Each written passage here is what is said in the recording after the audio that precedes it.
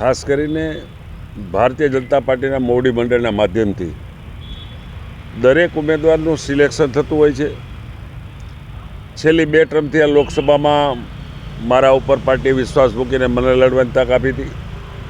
એ જ રીતે આ વખતે પ્રદેશ પાર્લામેન્ટરી બોર્ડ અને રાષ્ટ્રીય પાર્લામેન્ટરી બોર્ડે એક નિર્ણય કર્યો કે પરસોત્તમભાઈ રૂપાલા રાજકોટથી ચૂંટણી લડશે. તો એક સ્વાભાવિક અમારી પ્રક્રિયા છે. મને પણ આ ભારતીય જનતા પાર્ટીએ 9 વખત ટિકિટ આપી છે અને 8 હું ચૂંટણી લડ્યો છું ને દરેક વખતે જીતો છું. આ પાર્ટી મને ગુજરાતમાં હોય, કેન્દ્રમાં હોય, મંત્રીમંડળમાં પણ મને કામ કરવાની તક આપી છે. તો પાર્ટી એક મા જેવું પાત્ર છે.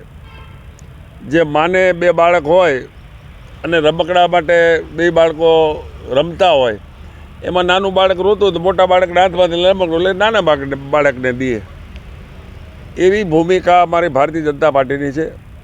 તો ખાસ કરીને જે રૂપાલાજી અમારા ગુજરાતના પૂર્વ પ્રદેશ અધ્યક્ષ પણ રહી ચૂક્યા છે, અમારા સિનિયર છે, એમને ટિકિટ આપીને અહીંયા જીતાડવાની જવાબદારી અમારી ભારતીય જનતા પાર્ટીના કાર્યકર્તાની છે અને સવિશેષ મારી પણ છે. તો બને મળી તેના કરતાં ડબલ લીડ એમને મળે એમાં અમારા પ્રયત્ન રહેશે. અને એને આવકારવા માટે ગઈકાલે જ્યારે એ ગાંધીનગરથી પધાર્યા ત્યારે રાજકોટ જિલ્લા ગ્રામ્ય કાર્યકર્તા ભવ્ય સ્વાગત કર્યું. અહીંયાથી સિટીમાં આવ્યા, સિટીના કાર્યકર્તા ભવ્ય સ્વાગત કર્યું અને રણછોડદાસજી આશ્રમના મંદિરે જઈને માથું ટેકવીને આશીર્વાદ લીધા. એવા અન્ય સંતોને પણ મળ્યા કાલે. અમારા પ્રદેશના જૂના મોવડીઓ દાખલા શિવલાલભાઈ વેકરિયા હોય કે વજુભાઈ વાડાઓ હોય કે આ બધાને પણ મળ્યા. અને સાંજે આખા જિલ્લા સંસદીય ક્ષેત્રના તમામ ચૂંટાયેલા તાલુકા જિલ્લાના પ્રતિનિધિઓ હોય, ભારતીય જનતા પાર્ટી મંડળના પ્રમુખ મહામંત્રીઓ હોય, જિલ્લા અને શહેરનું મંડળ હોય અને કોર્પોરેટરો બધાની સાથે ગોષ્ઠી કરી અને ભવ્ય સ્વાગત કાલે કરવામાં આવેલ હતું. ખાસ કરીને છેલ્લા 10 વર્ષમાં જે અગાઉના વર્ષો કોંગ્રેસની સરકારના જો કેન્દ્ર સરકારના વર્ષો ગણીએ એના કરતાં અનેક ગણા કામો આ છેલ્લા 10 વર્ષમાં નરેન્દ્રભાઈની સરકારના માધ્યમથી રાજકોટ અને સૌરાષ્ટ્રને વધારે સુવિધા પ્રાપ્ત થઈ છે.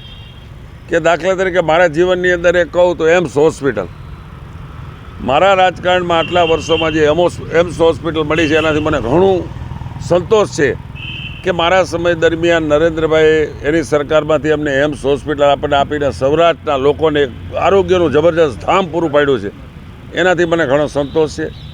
આથી વિશેષ કામો ઘણા છે કે દાખલા તરીકે ઇન્ટરનેશનલ એરપોર્ટ આપણને મળ્યું છે. જે સૌરાષ્ટ્રનો વર્ષો જૂનો આપણો એક પ્રશ્ન હતો કે સુરેન્દ્રનગરથી રાજકોટ લગી સિંગલ ટ્રેક રેલવે હોવાના કારણે સૌરાષ્ટ્રને આપણે નવી ટ્રેનો મળતી નહોતી.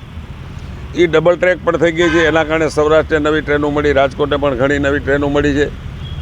પછી રાજકોટથી જેતપુર 6 લેન રોડ હોય, રેલવેના અંડરબ્રિજ, ઓવરબ્રિજ હોય, જનાના હોસ્પિટલ હોય, આવી અન્ય સુવિધાઓ નરેન્દ્રભાઈની સરકારમાં છેલ્લા 10 વર્ષમાં આપણને આદરણીય નરેન્દ્રભાઈના માધ્યમથી ગુજરાતના મુખ્યમંત્રી ભૂપેન્દ્રભાઈ પટેલના આગ્રહને લઈને જે કામો અમારા મંજૂર થયા એનાથી મને સંતોષ છે. અને ભવિષ્યમાં ભારતીય જનતા પાર્ટીના કાર્યકર્તા તરીકે કાર્યકર્તાની સાથે ખંભે ખંભો મિલાવીને ભવિષ્યમાં સારા કામો થાય એના માટેના મારા પ્રયત્ન રહેશે. ખાસ કરીને આ કામો છે એક પ્રક્રિયા છે. એક કામ પૂરું થાય એટલે બીજું કામ આવે, બીજું કામ પૂરું થાય ત્રીજું કામ આવે.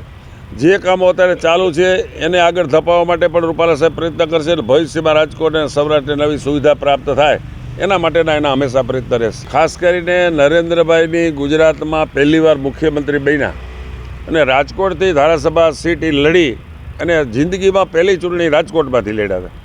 ત્યારથી અત્યાર સુધી નરેન્દ્રભાઈની સાથે કામ કરવાની મને તક મળી છે. એની સાથે ગુજરાતમાં 2 વખત મંત્રીમંડળમાં કામ કરવાની તક મળી છે. કેન્દ્રમાં પણ એની સરકારમાં કામ કરવાની મને તક મળી છે. વર્ષો સુધી એમની હારે કામ કર્યું છે. જે માણસ 18 કલાક કામ કરે છે, એક દિવસની પણ રજા નથી પાડતા, એમાંથી અમને પણ ઘણી પ્રેરણા મળી છે. કાર્યકર્તાઓ સાથે સારામાં સારું વર્તન કરવું, ભાઈચારાની લાગણી ઊભી કરવી, એ એનામાંથી અમને ગુણ પ્રાપ્ત થયા છે. એના કારણે કાર્યકર્તા સાથે હંમેશા મારું લાયસન્સ સારું હોય છે.